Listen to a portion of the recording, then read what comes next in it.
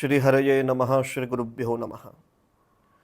पूर्व श्लोक में श्री सुखदेव जी महाराज के अनेक गुणों का निरूपण किया गया। उनमें से उनके निर्विकल्पता को दर्शाते हुए श्री शौनक जी महाराज एक कथा कहते हैं कि जब श्री सुखदेव जी महाराज अपने घर को छोड़ के चले गए, वेद व्यास जी उनको रोकने के लिए पीछे पीछे जा रहे थे, तब एक सरोवर के पास से दोनों पसार हुए, किंतु श्री वेद व्यास जी को देखकर उस सरोवर में स्नान करती युवतियों ने वस्त्र धारण कर लिया और श्री सुखदेव जी को देखकर उनके मन में कोई विकार उत्पन्न नहीं हुआ।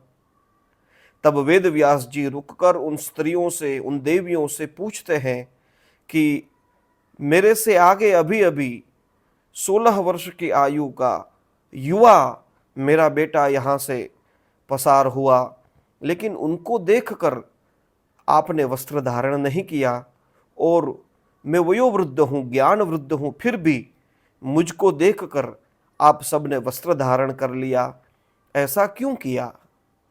तब वे स्त्रियां श्री सुखदेव जी महाराज के निर्विकल्पता का दर्शन कराती हुई कहती है कि महाराज हमें क्षमा करें, हम जानती हैं कि आप वेद व्यास हैं, किंतु जैसे आपके मन में यह स्त्री है, यह पुरुष है, ये भेदभाव है, ऐसी भेद बुद्धि विविक्त दृष्टि वाले ऐसे आपके पुत्र के मन में नहीं है। उनको तो ये तक पता नहीं है कि ये पुरुष है या स्त्री है। श्री सुखदेव जी महाराज इतने निर्विकल्प थे। तब शौनक जी पूछते हैं, तो फिर हस्तिनापुर के उस क्षेत्र में उनको किसने पहचाना? और गोदोहन काल मात्र ही वह किसी के घर में रुकते थे, और श्रीमद् भागवत की सप्ताह कहना, इसके लिए तो बड़े लंबे समय की आवश्यकता लगती है।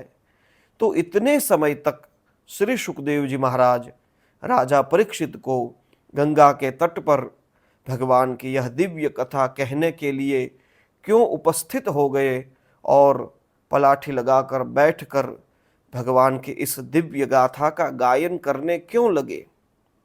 यह प्रश्न पूछा है श्री सुखदेव जी महाराज के लिए।